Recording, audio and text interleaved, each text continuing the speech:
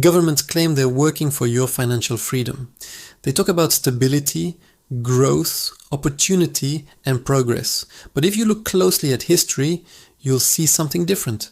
Governments have long used hidden financial tricks to keep ordinary people dependent while concentrating wealth and power at the top. These tricks are not new. They have been recycled for centuries, wrapped in new language, sold under new names, but always with the same purpose: to transfer wealth upward and maintain control. The oldest and simplest trick is inflation. When a government spends more than it collects in taxes, it faces a choice. It can raise taxes openly, which is politically risky, or quietly reduce the value of its currency. Ancient Rome mastered this. In the 3rd century, emperors faced mounting military costs and began debasing the silver denarius. Coins that were once nearly pure silver became mostly copper, with a thin silver coating. The empire acted as if nothing had changed, but citizens suffered. Inflation surged, savings evaporated, and wages could not keep up. It was a silent tax on the population, a tactic that persists today under central banks instead of imperial mints. The Middle Ages added another layer: forced loans. Monarchs in England, France, and Spain regularly compelled merchants and guilds to lend money to the crown. Refusal meant fines, property seizure, or worse. Repayment was promised with interest, but often it came late, in devalued currency, or never at all. The crown funded wars and palaces, while merchants had no choice but to surrender their capital. Coercion masqueraded as duty or patriotism, and it worked for centuries. By the 17th century, governments began embedding the trick in the financial system itself. The creation of the Bank of England in 1694 wasn't charity. England needed funds to fight France. Wealthy investors bought government bonds, guaranteed interest paid by taxes on ordinary citizens. The wealthy profited, the poor bore the cost. This system made lending to governments the safest investment, a pattern still alive today. Fast forward to the modern era, and the tricks are everywhere. Deficit spending allows governments to run enormous debts through bonds, claiming funds are for infrastructure, jobs, or social programs. In reality, much ends up in defense contracts, corporate subsidies, and bailouts. When it comes time to repay, spending isn't cut at the top. Taxes rise, currencies are inflated, social benefits shrink. Debt is framed as public service, but the burden falls on ordinary people, while bondholders collect the gains. Bailouts are a textbook example. In 2008, banks made reckless bets, bundled toxic mortgages, and almost collapsed the financial system. Who paid? Ordinary taxpayers. Who profited afterward? The same banks, often larger and more concentrated than before, privatized gains, socialized losses. The public was told it was necessary to save the system. Pension systems work the same way. Citizens pay in, expecting security in retirement. Governments spend that money immediately, leaving IOUs for the future.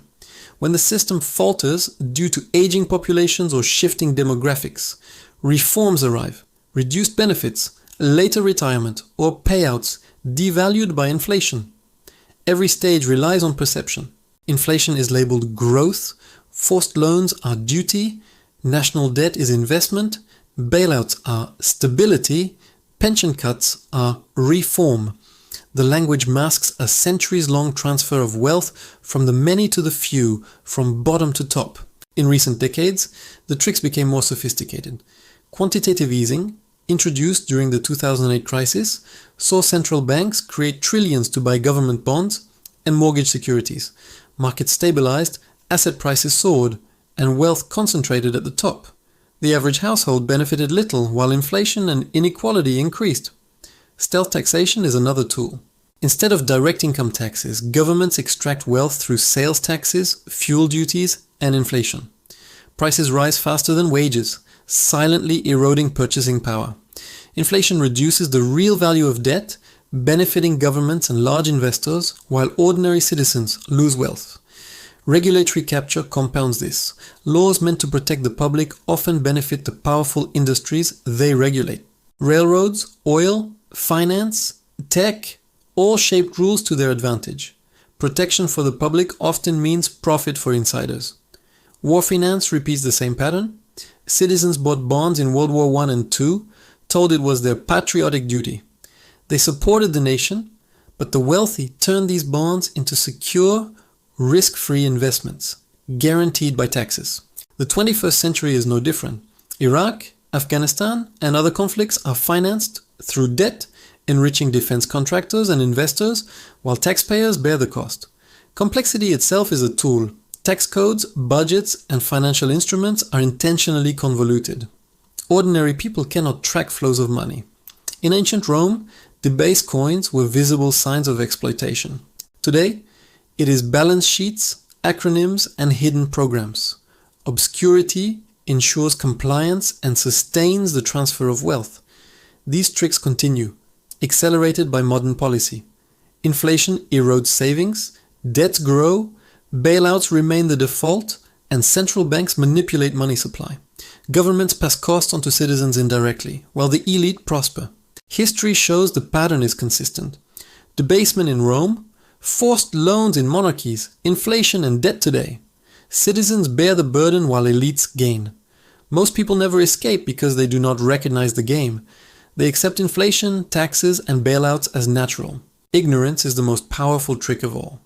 Financial education is resistance. Studying economic history makes manipulation visible.